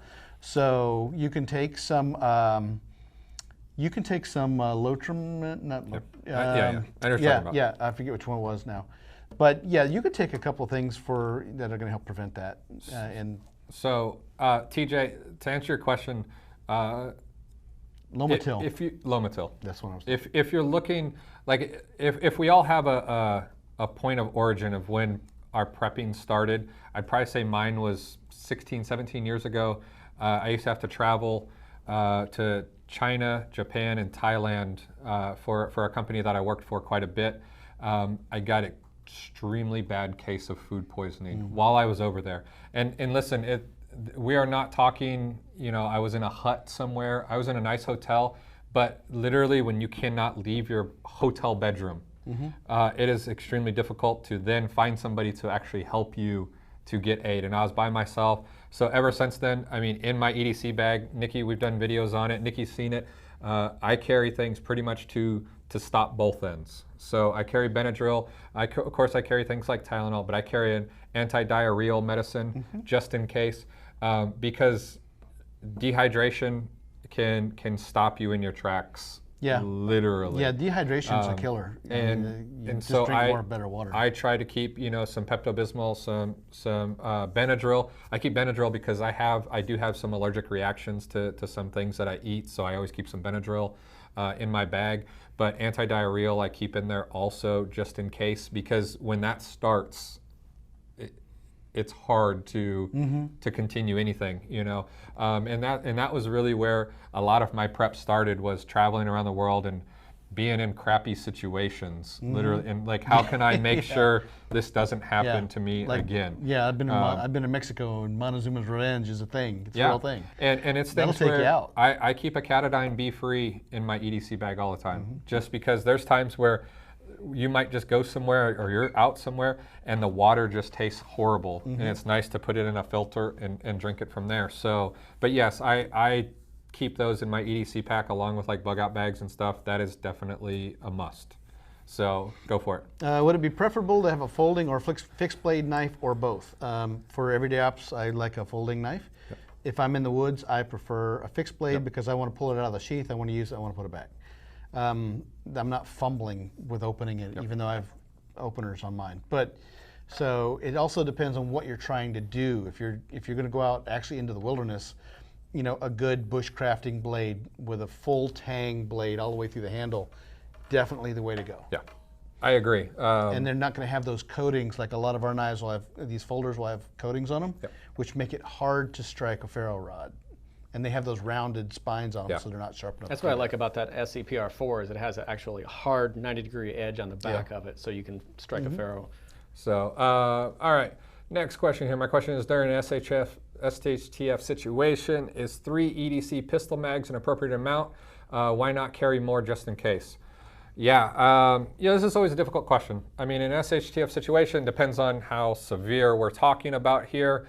It might be a full plate carrier chest rig setup that you're rocking. Period. Well, yeah, but I think there's so many different definitions of what SHTF correct. could be it could last 5 minutes. Yep. Or it could last, months. So as far as an EDC goes, I carry one additional pistol mag in my back pocket every day. I know Nikki does also. And the reason why I carry a pistol mag, number one, it's not that I might need these extra 17 rounds. The reason you carry an additional 98 to 99% of all gun malfunctions can be solved by taking the magazine that's currently in your gun, get it out of the gun, and put a different magazine in it. So if the scenario were to happen where I had to use my firearm in a self-defense scenario, it might be that my gun, for some reason, for some unknown reason, bad ammo, bad magazine spring, whatever it might be, jams after 2 or 3 rounds. The best way for me to get back into the fight, if you have more than one mag and you don't carry any medical gear on you, then get rid of those 2 other magazines and carry a tourniquet, carry some hemostatic gauze. I carry an ankle med kit. Charlie has a rat's tourniquet. I always carry a tourniquet. So they're the same size. So if you have more than one mag and not a tourniquet, go carry a tourniquet. Yep.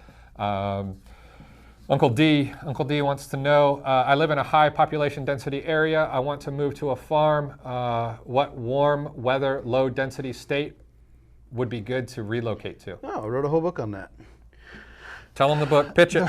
Pitch it. So, Prepper Survival Retreats is a book on how to relocate strategically.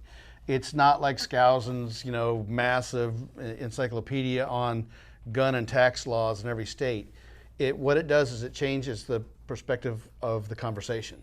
It's a little over 100 pages, but it's got okay, well, where do I want to go? What do I feel like?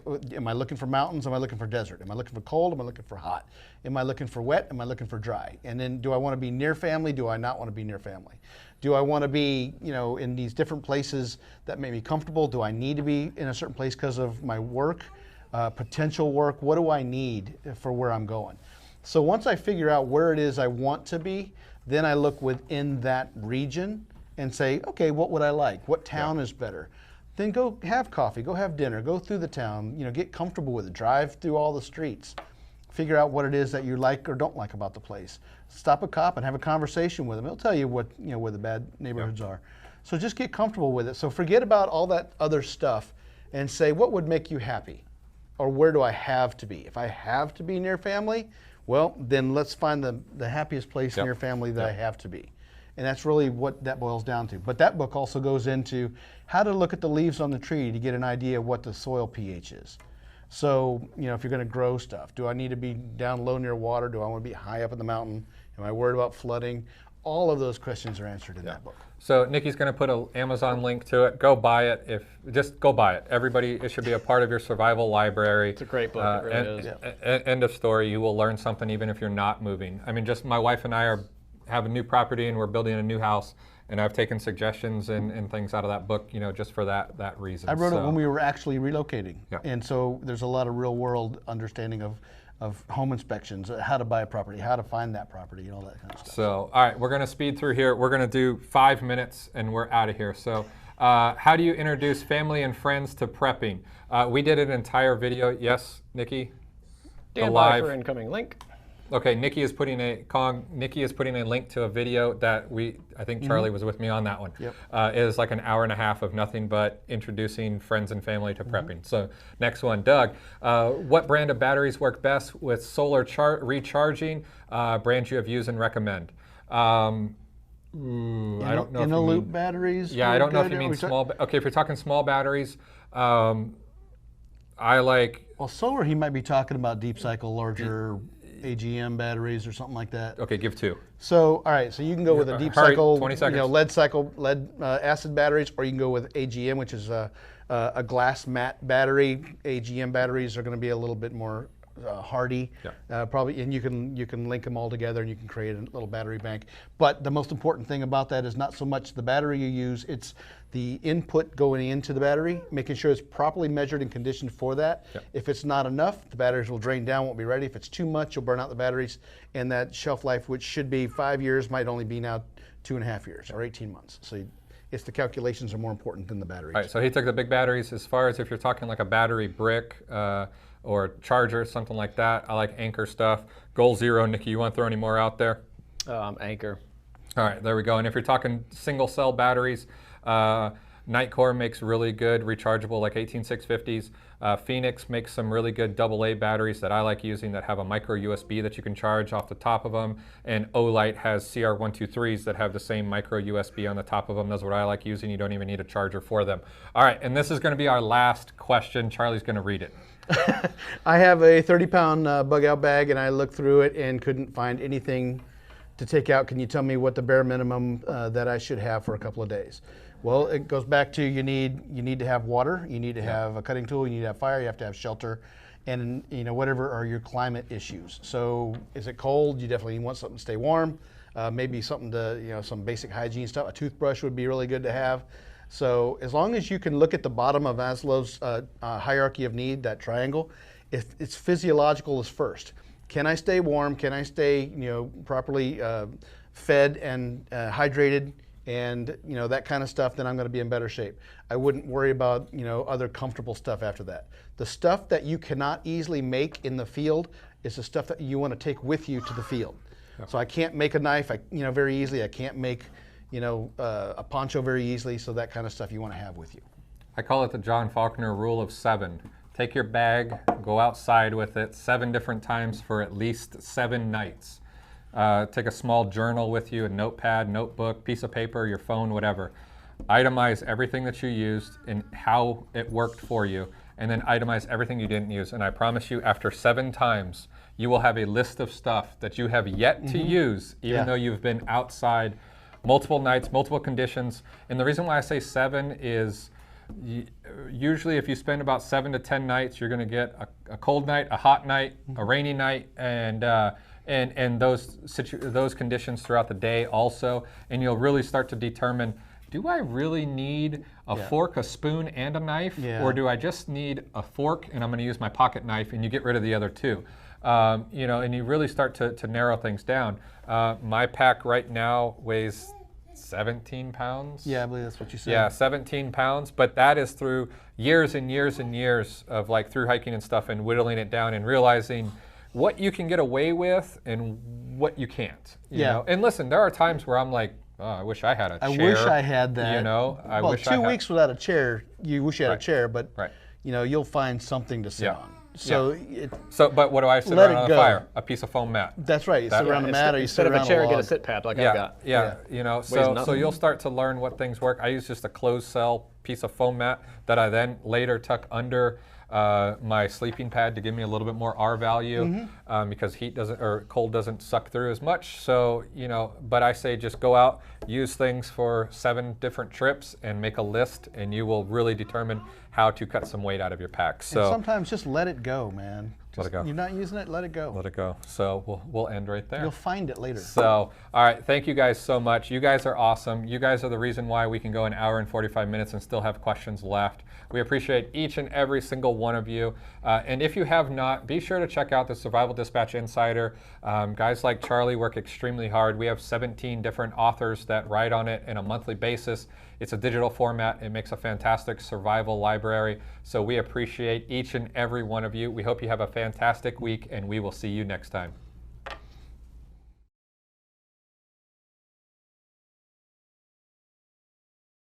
Guys, John Faulkner here from Survival Dispatch, and today I'm joined by Charlie Hogwood, and we're going to discuss a little bit about the Survival Dispatch Insider. As you guys might know, we do a monthly membership to the Insider, and we're going to talk about what it entails. As you know, we don't do Patreon or any type of funding sites like that. We offer a downloadable digital editorial that we do every single month on a preparedness sector. So each month we pick a different category in survival and we break it down. We have 17 different writers on staff, including Charlie and a lot of other people you guys know, like Chris Weatherman and Alan Kay and Tim McWelsh and Nick Meacher, guys you've seen on camera here with us, but they also write for us. And this is our way of helping you guys with a survival resource library. We wanted to make it something that was knowledgeable yet entertaining. And what you'll find is we have a huge selection. We have 24 issues now of the Survival Dispatch Insider, spanning everything from ham radios to being lost in the woods, to preparing on a budget. Pretty much you name it, it's in there. And every month on the 15th, we come out with a new issue. Each one is usually 70, 80 pages. There's 0 ads. Everything is just content from start to finish. And you know, it's one of those things that you can take it, you can print it out if you want to. You can also do things like put it on your iPad and just kind of scroll through it. And it's just amazing, you know, as far as the layout that we do here and all the pictures. You can also put it on a thumb drive to make a resource that will last if something were to happen. You can save it and refer back to them, because each individual, each section or each edition is going to be on one topic. Yeah, and we wanted to do it that way because there's so many times you've read magazines and you're like, oh, I can't remember, I saw this great article here or there, and you're looking through a stack and you can't find it. So, you know, when you're looking for something like a ham radio, you go to the ham radio issue, and you know, and it'll probably be in there. So you know, it's one of those things that we wanted to bring it to you guys because we get a lot of questions about it. Also, being an insider, you don't just get the monthly publication. You also get access to our private Facebook page where guys like Charlie get in there and answer questions that you guys have. You also get things like our survival checklist, which is a Google Calendar reminding you of when you should rotate through your preps, how to build, you know, the blueprints of how to build a bug out bag, and much more. Yeah, and the call to action sheets too. The call to action sheets are also awesome that you get every single month with your issue. And what we've really tried to do is build a community of like-minded people that are out there that are wanting to grow together. And that's what you'll really start to find in the Insider, is that it's people that come from different walks of life, different locations, but still have a common goal. Yep. And you know, so that's what we've really put together. It's growing rapidly. We're having so much fun with it. And this is what allows us to go out into the woods and film 48-hour challenges. It allows us to do all the videos you see here, the studio, the camera equipment, is through the funding of the Insider. And you know, we've had phenomenal results with it. And what we're offering is a 14-day free trial. Go in, you can check out every single back issue that we've done. If for some reason you're not happy with it, you can cancel. It doesn't cost you a dime. If you love what you see, it's $9.95 a month, and everything comes straight to you on the 15th, and you can just check it out. So click the links below, sign up for that free 14-day trial, and we hope to see you on the inside.